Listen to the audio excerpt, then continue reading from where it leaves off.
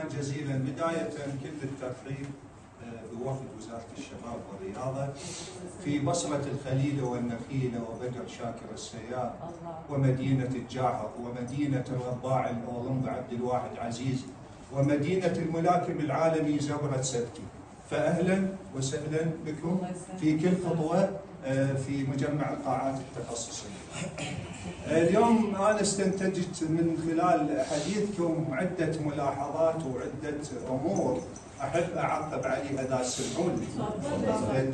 نفتقر إلى خطة استراتيجية مستقبلية وتخطيط منظم وفق منظومة متكاملة قابل للتنفيذ. نعم. اليوم انتم هسه تعقيبا ناخذ اول ملاحظه واللي هي تعقيبا على كلامكم ما شفتوا لا قطعه ولا دعايه ولا هاي. اليوم احنا غياب التخطيط افسد حلاوه التسويق الاعلامي.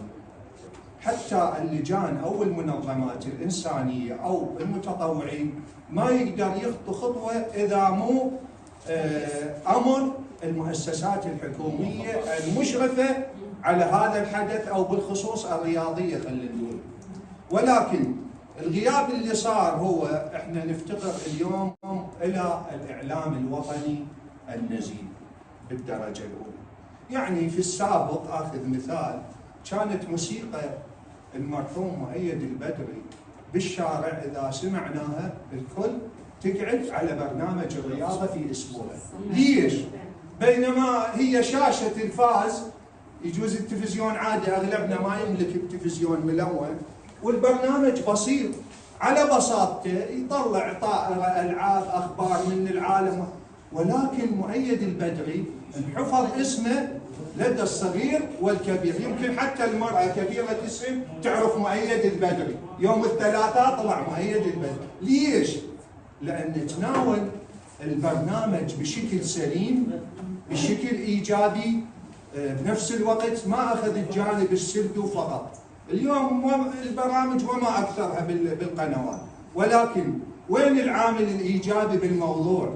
انا اليوم فاتح برنامج وضيوف وهاي، ولكن انا اشهر بالكفاءات العراقيه؟ لا.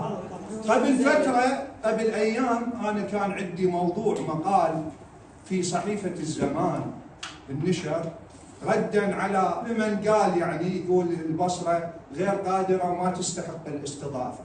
قلت لهم انها البصره يا ساده، انها البصره يا ساده. هذه المانشيه الميناء بعد ملعب الاسكندريه، فاذا هاي طامه كبرى. تحجون على مدينه عبد الواحد عزيز اول وسام اولمبي ياخذه باسم العراق. تتحدثون عن اليمن على نجوم كره القدم اللي هي بجنرال الوطن العربي هادي احمد ورحيم كريم وعلاء احمد وجليل عنون وصبيح عبد علي وعادل خضير والقائمه تطول. هاي البصره يا اخوان. اليوم احنا غياب البطوله من سنه 79 اللي قيمت في ملعب الشعب. ولكن اليوم يا جماعه تعال ساعدوني انتم يا مؤسسات. اليوم استضافت عندي حدث خليجي عراقي بعيون بصريه.